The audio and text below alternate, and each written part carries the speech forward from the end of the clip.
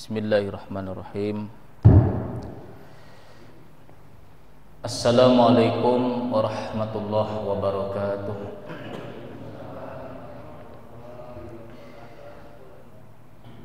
Bismillahirrahmanirrahim. Alhamdulillahilladzi hadana li hada wa ma kunna linahtadiya laula an hadanallah. Asyhadu an la ilaha illallah wahdahu la syarika lah. Wa asyhadu anna sayyidana wa nabiyyana Muhammad abduhu wa rasuluhu la nabiyya ba'dah. Allahumma salli wa sallim wa barik ala sayyidina wa maulana Muhammad wa ala alihi wa ashabihi wa man tabi'ahudah ila yaumiddin, amma ba'd. Jemaah Masjid Jamiatul Ummah yang dirahmati Allah Subhanahu wa taala, alhamdulillah kita kembali bersama-sama menjadikan puji dan syukur atas nikmat yang diberikan Allah kepada kita semua. Pada malam hari ini kita masih bisa melaksanakan sholat maghrib berjamaah dengan niatan nawaitu an atakifa fi hadal masjid sunnatan lillahi ta'ala. Sengaja aku beriktikaf di masjid ini sunat atasku karena Allah. Salawat serta salam marilah kita baca dan kita sampaikan kepada junjungan kita Nabi besar Muhammad sallallahu alaihi wasallam beserta para keluarga, sahabat, zuriat dan pengikut beliau hingga akhir nanti. Qala al-musannif rahimahullahu taala wa nafa'ana bihi wa bi ulumihi fid dharain, amin.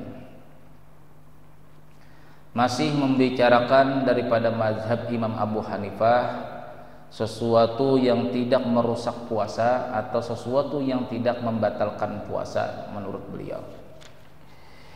Yang ke-11 kemarin, sabbu ma'in aw duhnin aw hunukatin fil ihlili ay majril bauli fi qubulir rajuli. Ditumpahkan air atau minyak au hunukatin fil ihlili, atau disuntikkanlah, dimasukkan ke lubang kemaluan laki-laki, au dukhuli ma'in fil udhuni, atau masuknya air ke dalam telinga, bisababi haudin nahrin, dengan sebab dia berenang di sungai, wa au idkhalul audi fil udhuni, atau seseorang memasukkan kayu atau cotton bud di telinganya, wa ikhraju darnil simahi, dan tujuannya untuk mengeluarkan kotoran di dalam lubang telinganya. Nah, ini tidak batal. Li'anal ihlila, alasan kenapa boleh menyuntikkanlah obat atau apa? Orang yang batu maring kayak itu yang biasa keluar di kemaluannya tuh, Pak. Nah, kalau orang yang sering menahan kencingnya kan biasanya nanti bila sudah keluar ada pasir-pasir tuh, nah, batu maring lah. Nah, lalu dimasukkan selang kecil. Nah, menurut Imam Abu Hanifah itu tidak batal. Alasan yang terdahulu karena yang namanya memasukkan itu apabila benda itu semuanya masuk. Lah, yang namanya memasukkan itu adalah semua benda itu masuk semua. Sedangkan kalau setengah saja, separuh 50% masuk, separuhnya masih di luar, itu namanya bukan memasukkan, kata beliau. Nah, memasukkan tersebut li'anal ihlila, karena bahwasanya memasukkan sesuatu ke dalam lubang kemaluan kita itu laisa bimamfidin maftuhin, karena lubang kemaluan itu bukan yang terbuka. Kan asal mulanya tertutup tuh lah. Sama seperti mulut kita. Mulut kita ini asal mulanya tertutup. Nah, lalu bisa dibuka, dimasukkan air sekadar di dalam sini saja, tidak batal. Nah, sama lubang kemaluan kita. Nah, kita batal enggak begini? Enggak batal. Nah, lubang kemaluan seperti itu pula. Ini menurut Imam Abu Hanifah. Atau memasukkan kayu atau cotton bud ke telinga. Nah, tujuannya untuk membuangi kotoran telinga. Kalau menurut mazhab Imam Syafi'i yang dahulu kita bicarakan, apabila lubang itu tidak bisa kita lihat, batas jarak mata kita tidak bisa melihat, misalnya 2 cm, tidak bisa lagi melihat. Apabila cotton bud itu masuk lebih dalam lagi sampai kita merasakan sakit, berarti batal puasa kita. Nah, sedangkan menurut Imam Abu Hanifah, benda itu selama masih ada di luar, tidak masuk sepenuhnya, maka itu bukan memasukkan benda, kata beliau, berarti tidak batal.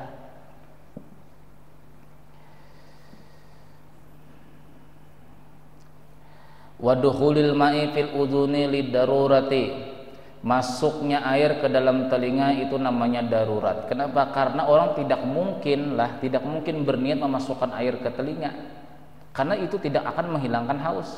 Nah, maka itu dikatakanlah darurat, diperbolehkan. Wali adami wusulil muftiri ila dimagi bi idkhalil audil lil udhuni, alasannya membersihkan lubang telinga itu karena tidak sampainya yang membatalkan sampai ke dalam rongga. Kalau menusuk sinilah sampai ke atas sini bendanya tadi, maka itu batal. Karena arti yang di dalam itu menurut Imam Abu Hanifah, di dalam itu mulai sini Pak, ini dalam. Kalau anggota mulai ke bawah, ini dalam semua. Nanti ada pembicaraannya bagaimana orang yang operasi di sini, dimasukkan selang di sini, atau masukkan selang dari bawah ke atas begini, bagaimana hukumnya? Ini kita bicarain dulu. Karena arti memasukkan benda ke dalam itu adalah ad-dimag. Dimag itu Pak di atas sini. Kalau kita seperti berdahakan, nah ada di atas sini kan terasa. Nah, ini dimag. Dimag ini hukum di dalam. Bila sesuatu tuh masuk ke dalam sini, terasa di atas sini. Tidak cuma apabila terasanya sampai di sini saja, di atas sini. Nah, ini bukan dimag. Tapi bila naik ke atas sini, asapkah atau debukah atau benda apa juga pun terasa sampai ke atas sini, berarti batal. Bila sampai di sini saja tidak batal. Nah, karena alasan beliau tidak sampainya benda yang mulai telinga itu sampai ke kepala sini, maka itu tidak memasukkan benda menurut beliau. Kalau kita batal lah, batal. Yang ke-12 yang tidak termasuk membatalkan puasa itu ibtila'ul nukhamati, menelan dahak. Ya gitulah. Nah,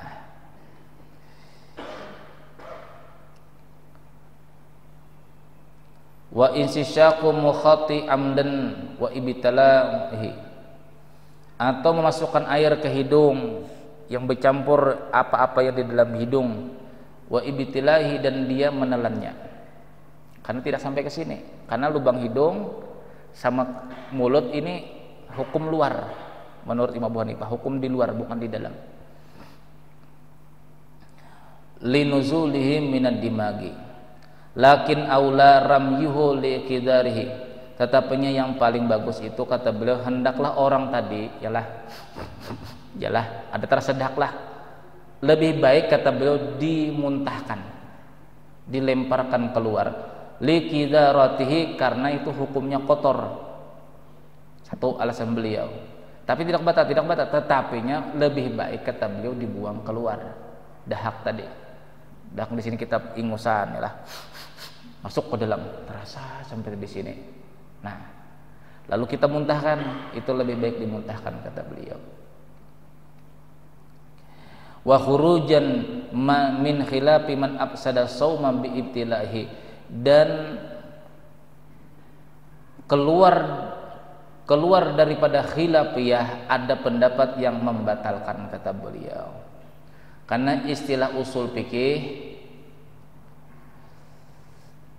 khurujun minal khilaf sunnatun, keluar daripada perdebatan ulama, ada yang membolehkan, ada yang membatalkan. Kita ambil hukum yang agak keras, itu hukumnya sunat menurut mazhab Imam Syafi'i di dalam usul fikih beliau. Jadi ada yang membatalkan inilah, menelan dahak inilah dari hidung, tetelan ke sini. Ada yang membatalkan, menurut Abu Hanifah tidak membatalkan, tetapinya bagusnya dimuntahkan. Nah, kita ada yang membolehkan, ada yang membatalkan. Jadi kita keluar daripada khilafiyah ini, artinya kita ambil hukum yang agak keras sedikit, artinya hukumnya batal, itu hukumnya sunnat menurut Imam Syafi'i. Itu kalau pelajaran usul fikih seperti itu.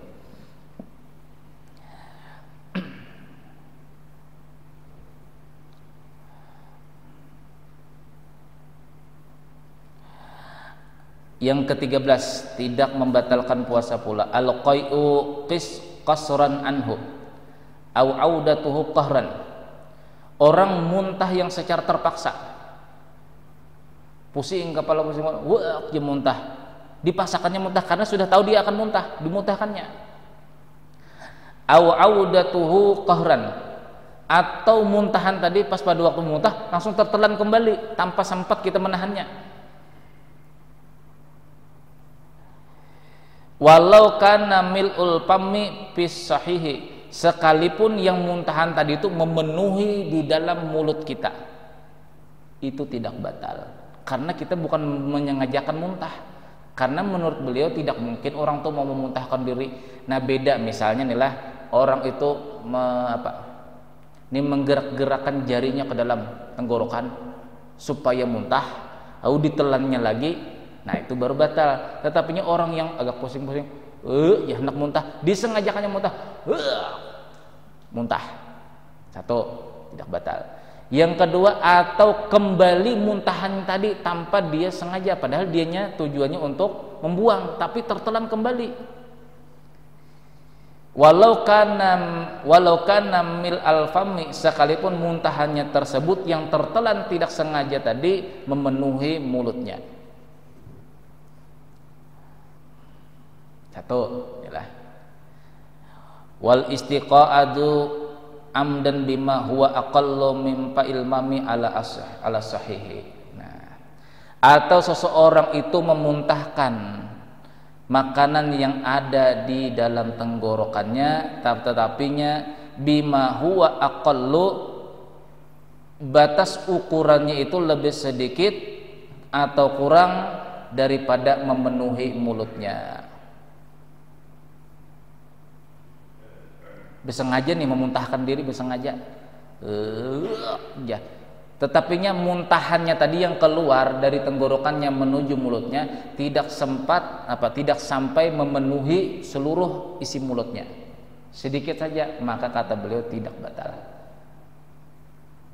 Lakin lau ada maqa'a au qadara husmatin minhu wa kana aslu qai'i mil pami aftara bi ittifaqil hanafiyati wala kifarata.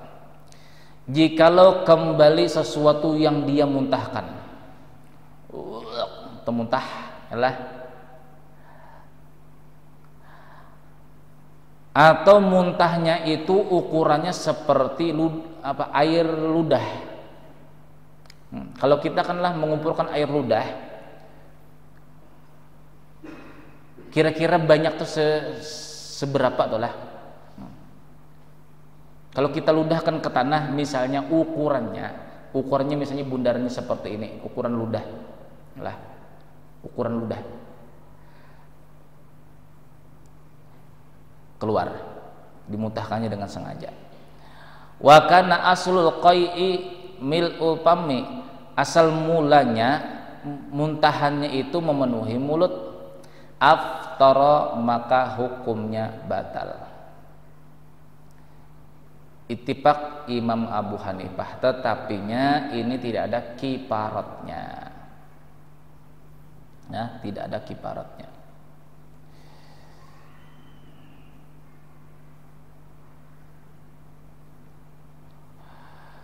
Wal khulasatu, kesimpulannya kata beliau masalah muntah-muntah ini, annal qai'a amidan, sesungguhnya yang namanya muntahan amidan, bersengaja, mil al fami, memenuhi mulutnya, satu, au i'adatul qai'i atau mengembalikan muntahan ke dalam lagi, artinya ditelannya.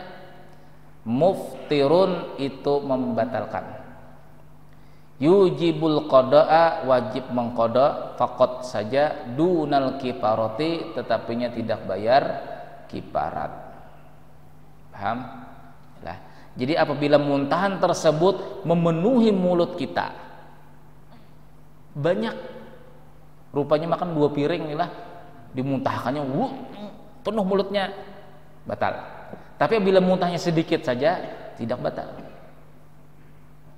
Atau muntahan tadi dia kembalikan ke dalam, masih enak rasanya sate malam pagi tadi, telannya lagi, itu membatalkan. Wajib mengkodok saja, tidak bayar kifarat. Amal qai'u qahran, adapun muntah yang terpaksa, au audatal qai'i binafsihi, atau kembali dengan sendirinya muntahan yang berada di mulutnya, awil qai'u aqallu min mal'il fami, atau muntahan tadi yang kembali ke dalam tadi itu sedikit, tidak sampai memenuhi mulutnya, falla yuftiru, maka tidak membatalkan. Kalau kita sepakatlah mazhab Imam Syafi'i batal, sedikitkah, banyakkah, memenuhi mulutKah, tidakkah, tetap hukumnya batal, bersengaja. Nah, ini kesimpulan daripada masalah muntah. Jadi kebiasaan kita, inilah kebiasaan kita.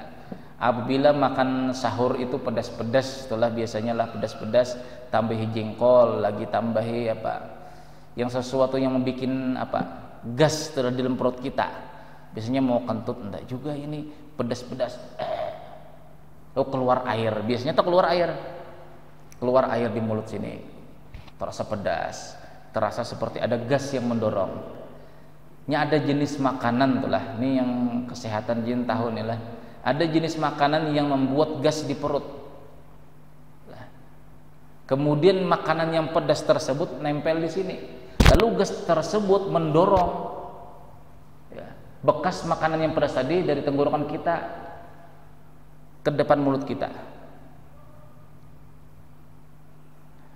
Maka menurut Imam Syafi'i ini hukumnya batal. Misalnya kita lah ya, bila sudah terasa di sini lah hendak dikeluarkan, menurut Imam Syafi'i batal. Kalau menurut Imam Abu Hanifah tidak batal. Karena kalau kita diam kan sampai panas di sini, nah panas. Kadang sampai ke hidung sini, inilah terasa pilek. Nah, bolehlah kita mengikut mazhab Imam Abu Hanifah, ini boleh. Karena kita bukan untuk bernikmat-nikmat dengan muntahan tadi, tidak. Kita ingin membuangi sesuatu muntahan tadi supaya jangan sampai membuat kita agak tidak enak di tenggorokan sini.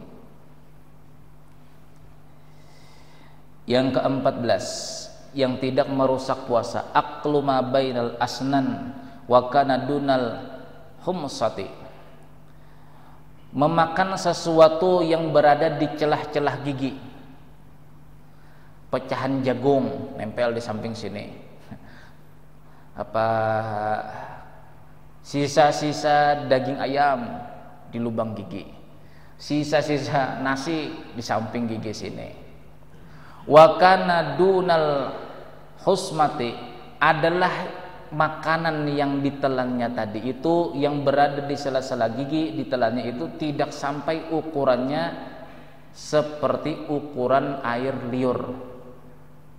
Coba kalau kita ingin beliur lah, nah ludahkan, berapa ukurannya?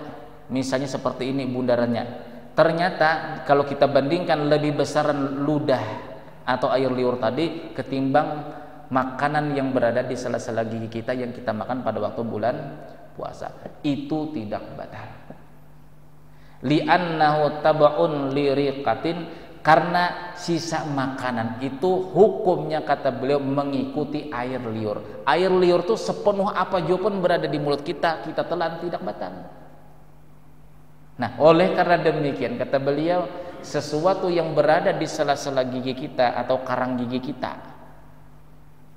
nah, kita telan selama ukuran makanan tersebut, sisa makanan tersebut tidak sebanyak air liur kita, maka hukumnya tidak batal.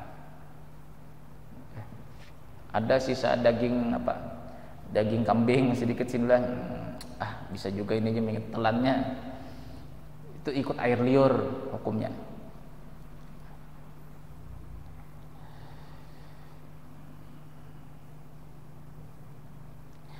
Al-mudghi misli sumatin min kharijil pammi, atau seseorang tuh tertelan semut merah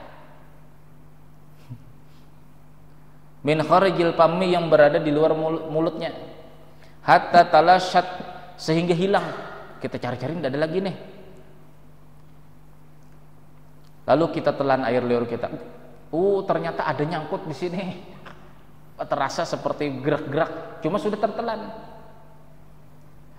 Walam yajid laha to'man, syaratnya di sini fi khalqi, tetapinya di saat menelan semut merah yang masuk ke mulut kita tadi tidak ada rasa fi khalqihi, di dalam tenggorokan kita, seperti air liur aja, tidak terasa, padahal ada masuk, cuma tidak terasa karena banyaknya air liur kita tadi, maka itu hukumnya tidak batal. Li adami ittila'i syai'in, karena ketiadaan dia menelan sesuatu hukumnya.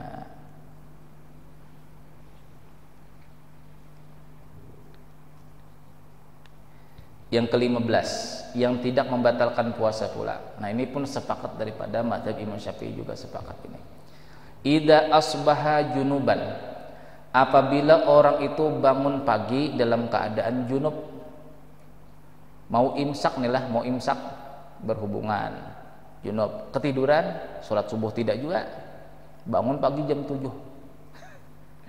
Walau istamarra yauman bi janabati, sekalipun kata Imam Abu Hanifah orang itu sampai ke zuhur sampai ke asar belum mandi junub juga. Li'anal janabata, karena bahwasanya junub itu la tu'siru fi sihhati saumi, karena junub itu tidak memberi bekas, artinya tidak apa-apa di dalam sahnya berpuasa, tidak membatalkan puasa orang junub itu. Tetapinya berdosanya di mana? Sholat subuh tidak, sholat zuhur tidak, sholat asar tidak. Rupanya harinya hujan, mulai subuh itulah sampai ke zuhur sampai ke asar, harinya dingin-dingin, mau mandi junub malas, ya sampai malas-malasnya sholat subuh tidak juga, sholat zuhur tidak juga, sholat asar tidak juga. Wa in kanal ghuslu fardhan lis-sholati, sekalipun mandi junub itu hukumnya fardu untuk melaksanakan salat. Wa li annahu min adamil Islam. Nah, di sini kata beliau, mandi junub itu sebelum melaksanakan salat, kata beliau itu min adabil Islam, itu daripada adab orang Islam. Liqaulihi sallallahu alaihi wasallam, karena Nabi sallallahu alaihi wasallam pernah bersabda, la tadkhulul malaikatu baitan fihi suratun wala kalbun wala junubun, selamanya tidak akan masuk malaikat rahmat baitan, sebuah rumah, fihi suratun, di dalam rumah itu yang pertama ada patung. Patung ini pun ada 3 pembahasan di dalam, kalau tidak khilaf di dalam kitab Makanatul Ilmin wal Ulama yang dikarang oleh Syekh Muhammad Nurdin Mabu Al-Maki Al-Banjari, itu dijelaskan di sana ada 3 hukum masalah patung. Yang pertama patung asli, baik patung yang dibikin dari semen, angsa, atau di depan rumah tuh angsa. Kan biasanya begitu malah, bikin taman, ada angsanya, ada ikan-ikannya, itu patung, itu dia khilafiyah. Yang kedua, kalau menurut daripada pendapat ulama yang kedua agak ringan sedikit hukumnya nih lah. Itu seperti dicontohkan Rasulullah SAW di saat Rasulullah masuk ke rumah Sayyidatina Aisyah radhiyallahu anha. Nabi SAW memegang dinding rumah Sayyidatina Aisyah. Ada seperti ukir-ukiran, dibuka Rasulullah. Wahai Sayyidatina Aisyah, ini adalah hukumnya patung, kata Rasulullah.